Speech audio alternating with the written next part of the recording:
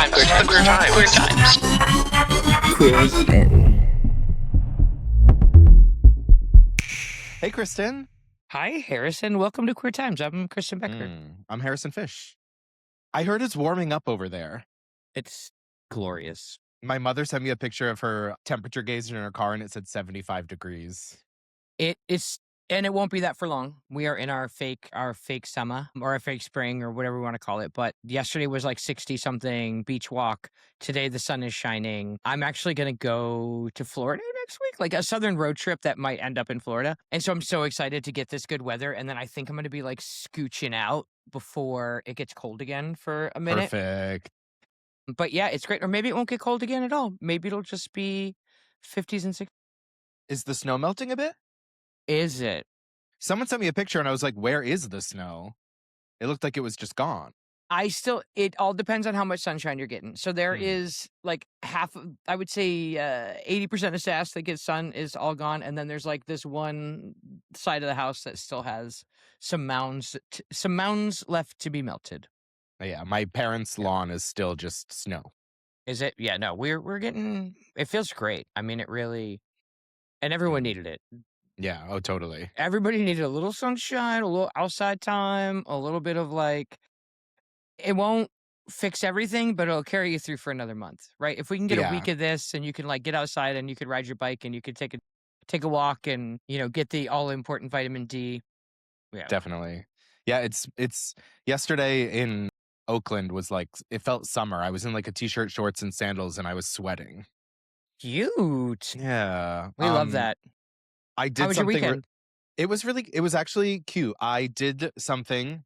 I know we've talked about this before, but I haven't been very motivated to really like sink into like certain things in the area. Mm-hmm. Like I haven't gone out to any like clubs or bars, but like I don't drink. So like, right. Yeah. I'll get there eventually. But this past and part of the reason of moving there is like because there are so many things to do that aren't just bars, which is like Exactly. what we don't really have. Yeah. outside of nature and art, I guess. All right, I'll shut up. Go ahead. Fine. But this past weekend was a huge weekend for women's college basketball. A lot of the conference tournaments were happening this past weekend. The SEC is a huge conference. It has all the big teams like South Carolina, Texas, Vanderbilt. So like their teams make up all LSU? the top 10. LSU. Thank you. Don't leave them out of I love naming. LSU. The teams I root for are LSU, Vanderbilt, and UConn. Okay. I am LSU. I get that. I also like Tennessee. I like the Lady Vols. I root for Tennessee. They're having an embarrassing season. That's okay. We all need. It's okay. Listen, we've all had our not prime seasons. People are coming for the coach's head though. I see. Okay. All right. Anyway, she's not behaving. Anyway. So I keep interrupting you like a man. Sunday at noon was the finals of the SEC tournament. It was the number 3 and the number 4 team nationally, South Carolina and Texas. And I was like, this is the perfect time for me to venture out. I'm going to Google a women's sports bar and I'm going to go there and watch the game. So I got dressed. I went into the city. I took the bar and the Mooney for the first time. Went into the city, walked over to this women's sports bar. I was a little late, so it was like 20 minutes into the game already. Like the first quarter was already over. I walked by the sports bar to get like the vibe, and there was one person in that sports bar. Perfect. Yeah, it was a little bit of a bummer because I was hoping for some socialness. I was hoping to meet some people I could geek out with a little over women's sports and women's basketball. I didn't go in, unfortunately. There was a High Tops a couple doors down, which is a gay sports bar. Okay. Sure. They did have the game on. Not a soul in there was watching or gave a single shit about sports. But I ended up chatting with the bartender a little, and I was like, where's the best place to watch women's sports? He's like, here. And I was like, I don't know. I'm like, there has to be better, or I'm just gonna have to create something better. Hey, I know I've only been here for a minute, but maybe I could start promoting parties and gatherings again. I don't see why not. Yeah. Seems like a great time. But after the game was over, I met up with my friend Trevor, he works for the organization that is organizing the new iteration of the AIDS life cycle. So he was at a fundraiser for one of the teams, so I stopped over. It was like some sloppy drag queens, some boys in spandex, and he was there with his two bosses who ended up giving me my fix of lesbians talking about women's basketball. They chatted with me a bit about women's basketball, so I got my fix. Amazing. I did get a photo from Trevor. Mhm. He texted me a photo of y'all. Right. Yeah. He texted a selfie. It was really Was cute. it the two? Was it with the lesbians or Yeah, not? it was with the ladies. Yeah, it was really cute. Yay! Perfect. Proud of you. But guys, I'm starting to get worried. I'm thinking maybe everyone doesn't watch women's sports. Everyone watches know? women's sports, just not in your circles. I think that I feel like I'm surprised there's not a sports bra in the Bay Area, and I feel like there's got to be other ones that we just haven't found yet. And I'm not saying you're bad at searching on the internet for what you need. I'm just saying I think that we just got to dig a little bit deeper. Did those lesbians know of other places where they might go? Well, one of them has courtside season tickets to the Valkyries, so she's there watching the game. I was like, well, if you ever can't. Have we tried to get a job there yet? No. Girl, we're chasing our dreams. Girl, go chase Truly. your dreams. Go chase your dreams. How was your weekend? You were out of town, out of P-Town, correct? I was in the Poconos. I don't know why, but the Poconos seems so 90s to me. It was, and it was amazing. Yeah. Why are you saying that like it's bad? I was at the Rainbow Mountain Resort in the word. Poconos, and I actually said that to Chris Hartley from P-Town, and he was like, "Oh my God, I used to go to that place all the time," and it is certainly past it. So what I'm learning is that upstate from New York City is very expensive now, and there's starting to be this migration into like an hour and a half into Pennsylvania versus New York, because you can Cool. still hop a commuter bus and you can still. So it was definitely off season. It was definitely the Poconos. I was there to do a comedy show, and let me tell you, these are my favorite places. Give me a small town, rural gay bar. Make it the off season. Like, this is Dykes of Hazzard. This is how I was born and bred. Was like this is. I loved it. I was like, oh my God, it's a resort. I'm staying on site because there's nowhere else to go. I'm up the side of a fucking mountain. It's that or camping in the woods. That's it. That's it. And so it's just like any performer knows that if you are performing where the hotel is, it's just easier. You just walk to the performance room, you walk back to your room, you can be a little tipsy, you can I was have going a to say great time. there must be a walk to the bar somewhere in there too. Well, the bar is the room. Yeah. The show was in the bar. Okay. And it was their first time having a comedy show, and I thought it went really great. It was definitely, this is the thing. When you try to bring comedy to a space that isn't used to having it, you've got to kind of be used to that, right? Like, people might be a little bit chattery than they would be in, say, a cabaret showroom, right? Like, there might be more, and it was all that. And I still crushed. I had a great time, did some new stuff. But there was an incident that occurred afterwards. And I think it's really funny that we're having this discussion immediately after having our discussion that we had last week about holding white men accountable and like how spoiled baby bitches get away with shit and like just kind of throw fits, right? And I'm not going to name any names, but there was an incident that occurred after the show with someone who I thought was a friend of mine. And it was just like, when you can just tell someone has detached themselves from their own reality in a way that they kind of have been able to fill them. Like, you'll see people who are clearly bombing on stage, and they'll get off stage and they'll be like, I think it went great. Like, whatever that cognitive dissonance is, like, you've seen it in people. I wish I had that type of cognitive dissonance. Mine is the opposite. I'll get a standing ovation and be like, I sucked, right? It was bad. Exactly. And I am the same too. And maybe it's funny. I was talking to Mackenzie about just like parenting and like overbearing fathers and whatever. And I'm like, wow, I'm actually prefer that I had a dad who taught me, who didn't convince me that everything I did was perfect and everybody loved me and everything was great, because that does not create a balanced human when they're a grown up. It creates delusions, frankly. And so, long story short, another person on the show didn't have a great show, and I also happened to be sharing a hotel room with them. And they were shit hammered. And at the end of the night, when I was like, they were just being wildly inappropriate. They were bitching at the audience for not laughing. They were visibly offended that people didn't like their fucking 18-minute set at the Poconos in the off season.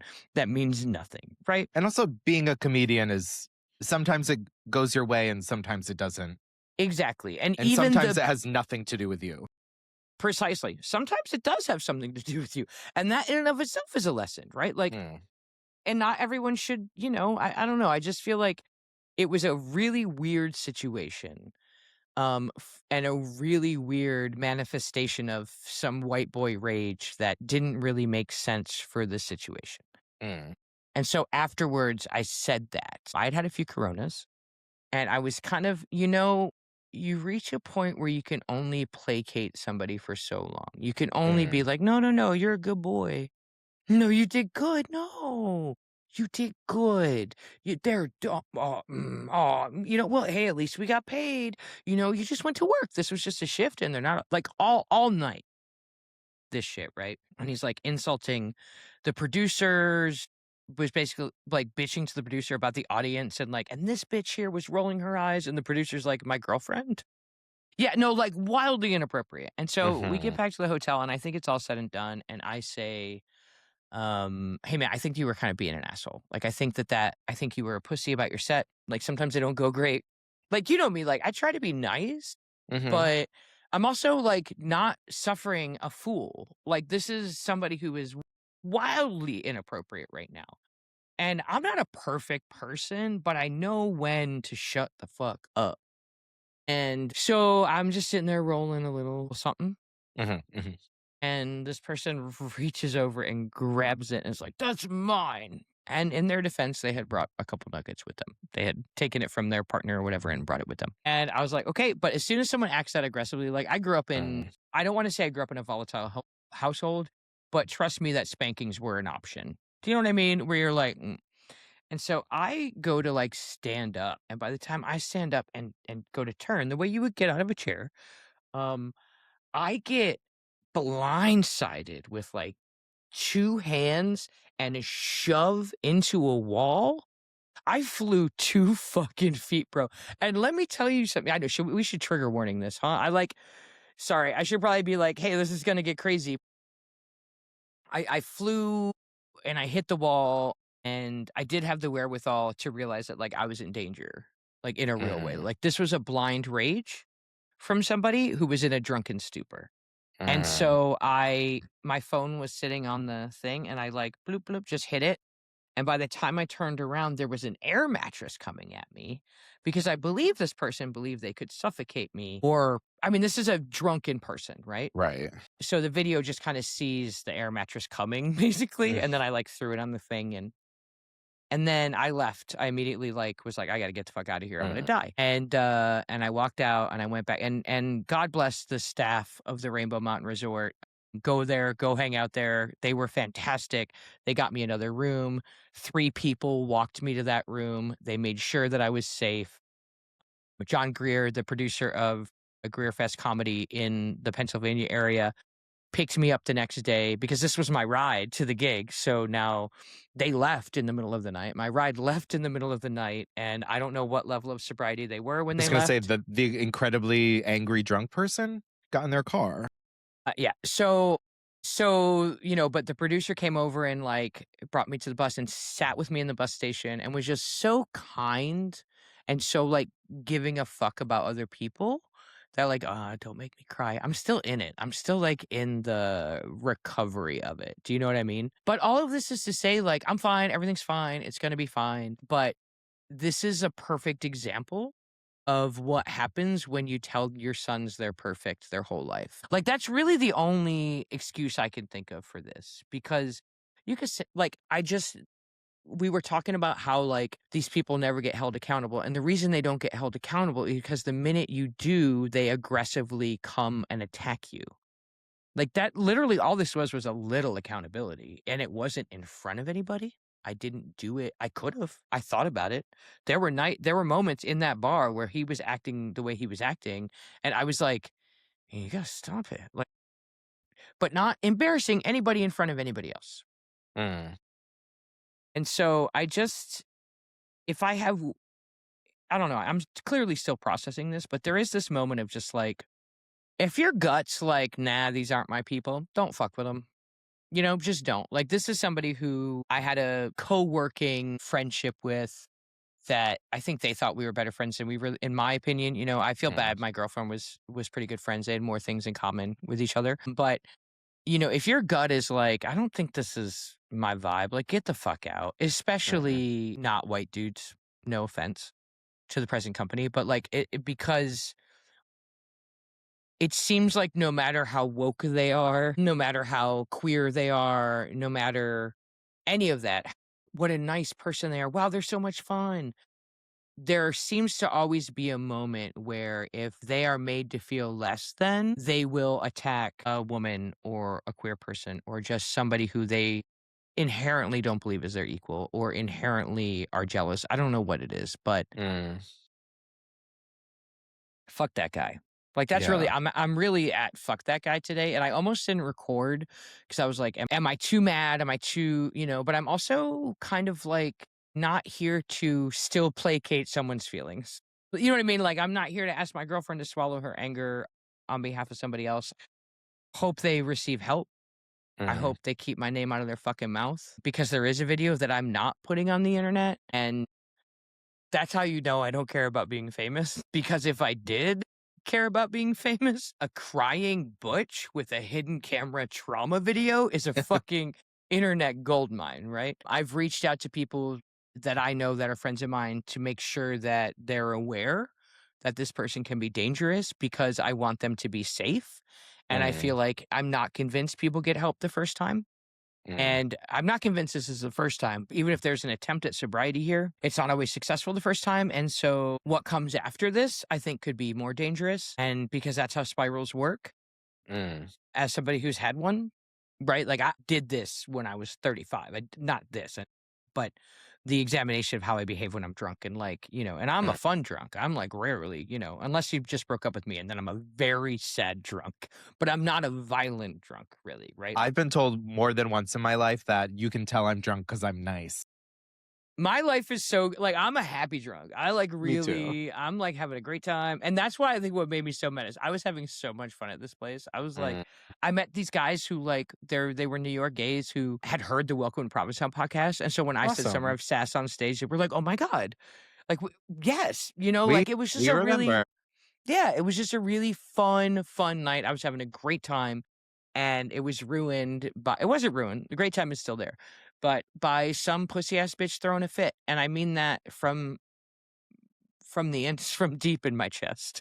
Like, I will say that with all my chest. That was just a grown ass man throwing a tantrum because people didn't laugh at his jokes.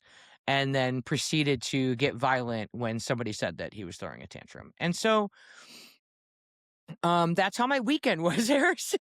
I mean, I'm so sorry that happened to you. I'm so happy that you're safe and you are in okay shape coming out of this. I think you did the right thing, which was removing yourself from the situation. It's really all that could be done. And Mhm. I'm also like a grown ass person. There's nothing I need from anyone who's that toxic ever in my life. Yeah. Ever. I get that You I know? get that point as well. It's like so often people are like, you can't just eliminate people from your lives. You can't hold grudges. And I'm just like, there's 8 billion people on this planet, and there's a small handful of people who have treated me poorly. I'm not gonna give them a chance to do it again. I'm gonna give the other 8 billion people on a planet the chance to treat me well. Yeah. No, there's really no amount of, for me personally, because somebody was like, is this, and I've had friends who I was able to reach out to who were mutuals and who have experience with sobriety. And so I know that there is a support system around this person. If he chooses to use it, he should. And I think Not my yeah. not my fucking business, not my fucking problem. Like, I've done my Mhm. part. The part I'm not doing is I'm telling the story, I'm not using names, and I'm not putting a video on the internet. And that's what I'm doing. And that to Mm. me feels fair and measured. I thought long and hard about whether or not I would talk about it today, but then to me not is like, no, this is what we do. We talk Mm. about what's going on in our life, and this is a huge thing that just happened in my life. Mm. And you get to have all of the therapy sessions, and that's just fucking not fair. I know. This one's So Kristen's therapy. Kristen's therapy. So here she is. So I just I debated whether or not I would talk about it. But the reality is that I've always been as honest as I kind of can about what has gone on in my life. And I'm not going to stop now just because it would be the same thing. It would be somebody covering up for somebody and sacrificing my own discussions and mental health to make sure that somebody else doesn't get their feelings hurt. And I'm not, nah, bruh. That's a Yeah, I no for mean, me, dog. so often people who aren't white men are victimized and then expected to also be the solution. Yeah. Whereas the generally the white man in the middle of that gets to be the aggressor and then the person who's taken care of. Yeah. Which, sorry, no. And to that point, the host and producer was a black man. The other opener was a woman, and the headliner was a woman. And Awesome. we spent the whole night trying to placate the angry white man who was mid and mad at everybody for not giving him the response he wanted. I've never seen a grown-ass man be such a little baby fucking bitch. I mean this since it was wild to me. And I've seen grown men have bad sets. I've seen that. I've never Seen it fall apart like that. And I think that people are like, how did you get a video going? And I was like, I honestly thought I might die in that room. I was Evidence. like, well, exactly. No, it was literally like, well, somebody else needs to be in this room with me right now because they're not going to know what the fuck happened. Mm-hmm. You know? And it's also so often white men aren't able to see themselves for their actions and who they are.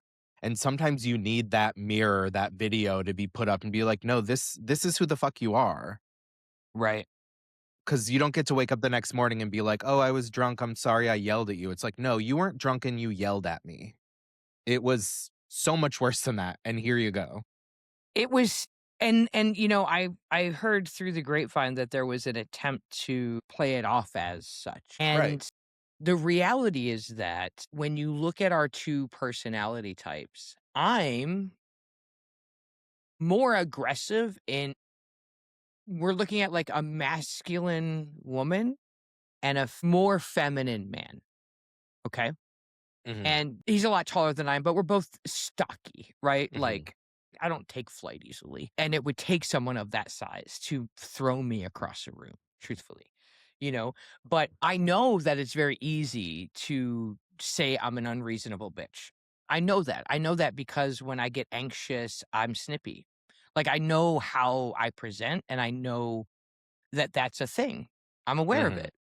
it, but this is it. There's been a lot of therapy, there's been a lot of work, and my anxiety presents very curtly and very, I don't want to say aggressively, but the tone is harsh. And I know Right. that. Whereas this is somebody who is deeply broken on the inside and is always a good time. Right. And so when you present those two things to a vaguely informed person about who we are as actual people, it's very easy, and what he tried to do was say that I berated him for having a bad set, and he couldn't handle that kind of abuse, so he left me there.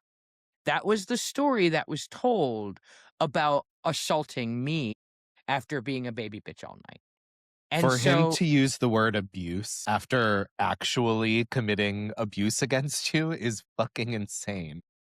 so I just, I think I'm so thankful that I have this recording because I know as a masculine presenting woman that because of the misogyny of it all, that it would be very easy to be like, she was being a fucking bitch. And so I left her. Do you know what I mean? And there was something in me that knew that. And honestly, I was just fucking terrified. I was genuinely like, how the fuck did I get in this situation? And it's crazy. It's crazy to have I think the best part about all this is I was the headliner. That was my room. They didn't even have a room. Right. I'm letting you stay here and you tried to kill me with your air mattress, bro. And that might not have been what was happening, but I didn't understand why that would be the move. I don't know. There's no other logic. Were you going to put me to bed? There's no other I'm sleeping on the air mattress now in my hotel room. There's no other justification for it. But Mm. I'm encouraging everyone. There's something that's been a recurring theme that a lot of the unbalanced men are crumbling and the women are collecting, right? Like that is what society feels like right now. Mm. And I want to give you permission, theys and gays and ladies, if there's someone in your life that you're like, but they're fine, but also fuck it, fuck them. Mm. Because that is your gut telling you you're not in alignment with who you are around this person. Maybe it's someone you work with and you can't get them out of your life, but you can skip happy hour with them. You can, you can just do your job and do those things and avoid them, because I should have gotten out of this probably 2 years ago, to be honest, not Mm. because of the drunkenness, but just kind of just like, am I vibing in this thing? Is this really? Mm.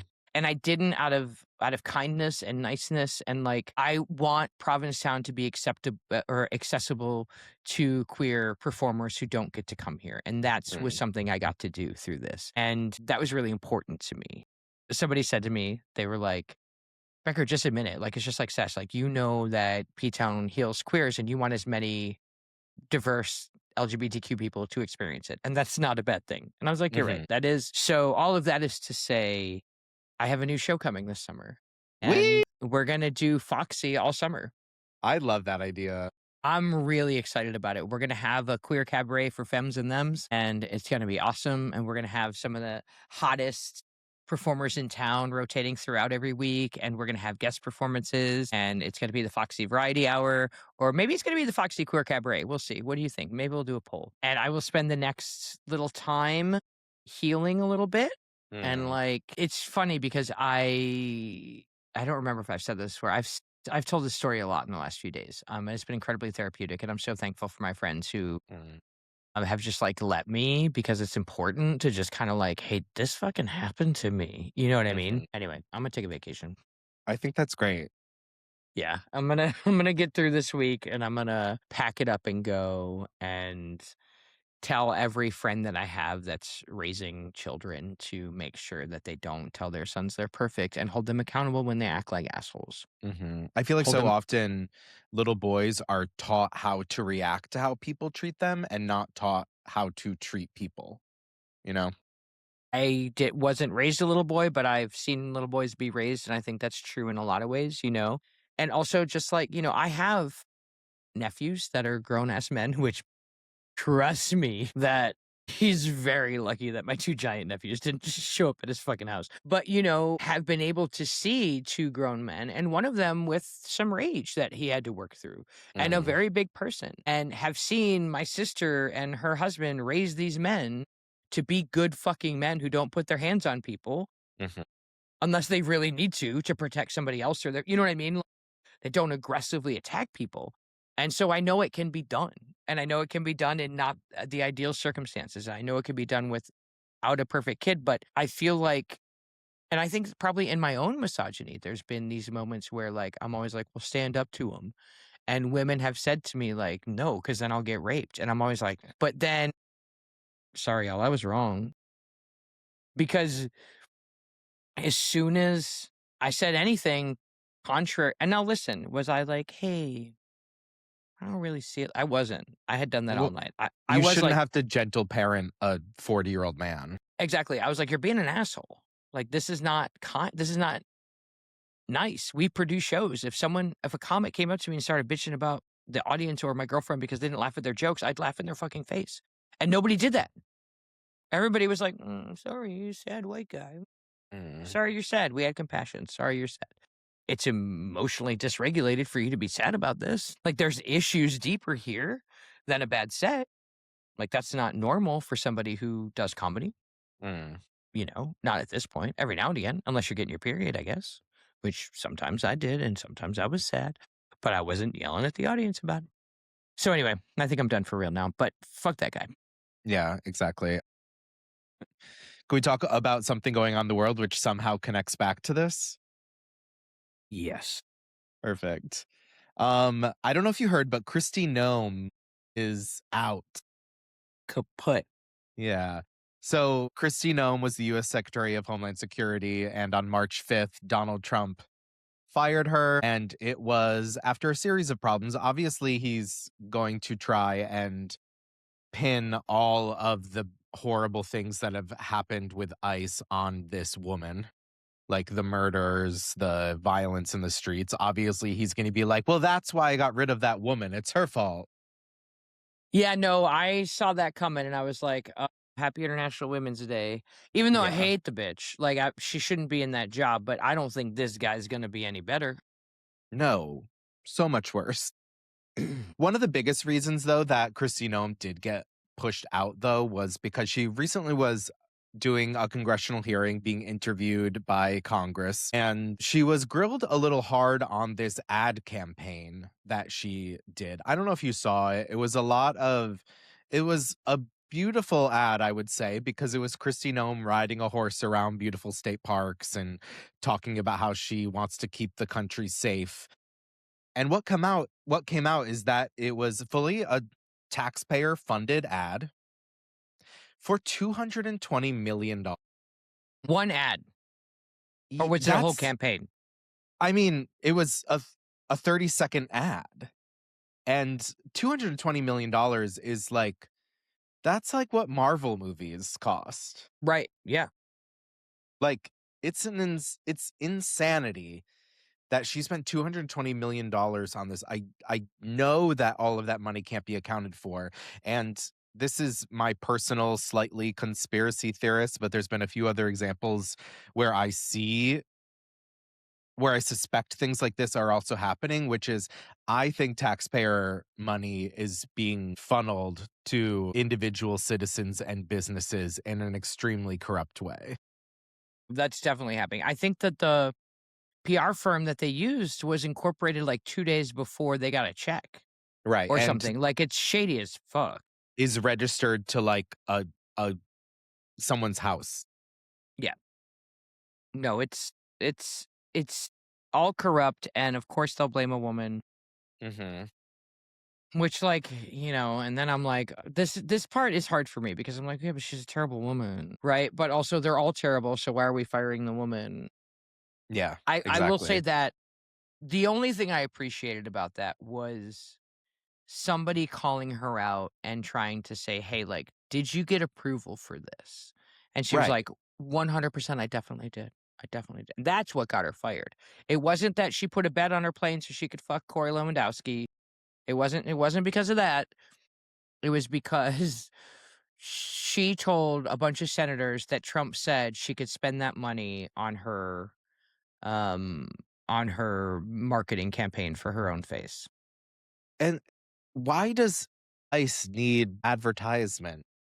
It doesn't. I mean, this is all somebody who, like, these are not serious people. These are people who don't know how to run government agencies. These are people who are like, I've been given money. What should I do? Oh, well, I guess I should build its brand awareness. You know what I mean? Like, these are not government officials that are doing the work of governing is not sexy. Governing is difficult. Yeah. And none of these people want to do difficult work. Yeah. They want fucking, they're egomaniacs that are hungry for power, and they are never going to do anything worth celebrating or fuck that. Also, as much as it's great that this awful human being got fired from their job that they were doing such a bad job doing and hurting so many people in the process, but the bad news is that it's seemingly she's going to be replaced by someone much, much, much worse. Trump replaced her with Oklahoma Senator Markwayne Mullin. He obviously still has to be confirmed by the House, but seems like they have enough people to do that. Have you heard anything about this Markwayne guy? He's the guy who was like, let's fight, like, in the Senate, right? Like, wasn't he like another grown-ass man throwing a baby bitch tantrum, but this time on the Senate floor, I think, right? Yeah. So basically he was cross-examining, I think is what you would call it, the head of Teamsters.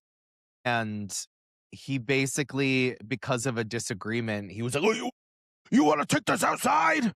Because that's what crazy, stupid emotionally unregulated white men do. And this is how what I mean when I say that it relates back. It is there's this constant trope within politics and the discussion around politics that you will hear misogynists say like, oh, a woman can't be in charge, they're too emotional. Mm-hmm. And I like the thing is like men have just as much emotion as women, but they have much less emotions than women because they aren't taught to emotionally regulate, to be in touch with their emotions. So any emotion they feel lasts for about 1 millisecond before it becomes anger, and that anger becomes violence. Mm-hmm. Men are too emotional, and that emotion is always violence and anger. Yeah. No notes. 10 out of 10. Correct. Yeah, exactly. And it's like, and that's only because it's like so fucking obvious. You know what I mean? Yeah. Yeah. Markwayne, there is a clip of him going around, obviously the clip of him trying to start a parking lot fight with the head of Teamsters is going around, but there in juxtaposition to that there is an image of him cowering in the Senate during January 6th. And this is the best part. So there's the picture of him like this behind some seats on the floor, kneeling Wish on he the was floor. like, I wish the only thing that would make it better is if he was like this behind like AOC. Like that Well, would, God, okay, amazing. so this picture comes up, him cowering behind the seats. It's cropped to just that. And you're like, as much as you're like, yeah, fuck this guy. He thinks he's big and bad, and here he is cowering. From the flip side of that, I'm also like, that's a terrifying situation to be in. 100%. Right, totally. Then came the zoom out. There is about 20 to 30 other Congress people milling about, talking, standing at the door, trying to figure out what's coming through the door, if they're going to have to defend the door, and he is cowering. So, wow. So, paranoid and cowardly. Mhm. I mean, not And paranoid. violent. There is a threat, but cowardly. Yeah. Yeah. And not willing to make any moves to protect or defend the building of our country. Yeah. I'm reading some things about him right now. He is also competed as a professional MMA fighter. I have nothing. There's nothing to say to Yeah. that. He ran a plumbing and home services company, an MMA fighter, which was short-lived. He has a 3-0 record, so he won 3 fights. Sure, who cares? I am so happy that the future is going to be fluid. Mm-hmm. I really can't with these people anymore. I really cannot with these people anymore. I really like listen, 90% of men primal mission is fucking. That is the primary mission. Some want to fuck women, some want to fuck men. They do a lot of fucking. I'm happy. I think they should continue doing a lot of fucking. But I think that's fucking and fighting should be it. Like I think that's all you can be trusted with. Fucking and fighting. Yeah, I kind of had this real list. I'm like, men are meant to be submissive. They're not, they shouldn't be making decisions. Yeah. Because the decisions are warped by their need to fucking fight. And I don't know why we don't talk about this more, about how, even in like queer culture, where they're like, well, the women aren't hooking up the way the men are. And that's because like, kind of like, and I granted, lesbians aren't getting pregnant or anything, but like when a woman has sex, the risk of being pregnant for 9 months is there. When a man has sex, that's never the risk. Right. And so I think it makes sense that women don't want every person inside their vagina. Yeah. And I think it makes sense that men want to put their thing everywhere because there's no consequences other than an orgasm. I mean, there is some, obviously there's STDs, but in the general sense of no one's infected, there's no risk. It's all pleasure. I just don't think we talk about that enough, about how like organically women are better decision makers. The joke I put into that bit about men needing to be submissive is like, if your wife tells you to cut the grass, your answer should be how high. Get it? Sorry, I didn't mean to interfere before you got to your punchline. That's a No. huge sin. I actually called somebody out at my set on way to wrap this up. I called a white dude out for interrupting my bit because it was a communicative audience, because it was a small bar. Yeah. And I was like, no, you stepped on my fucking punchline, man. And I just did it to you, and now we've come full circle. Yeah. What were you gonna say? Do you have a QT of the week? Do you?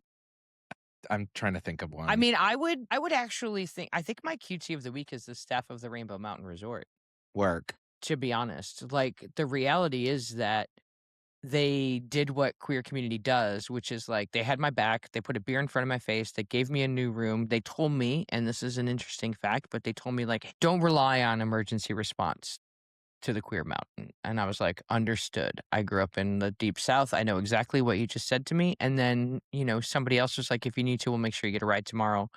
Like, don't, like, we got you. And I feel like that is queer community to me. That is the queer community I grew up in, and part of it is born out of oppression, and part of it is out of the being rural and small town, and like needing to look out for each other. And it's the core of what our community has always been as an oppressed minority. And they fucking knocked it out of the park. And Barb and Kay, and I think Chris was the GM. Like, there were just people who, they don't know me.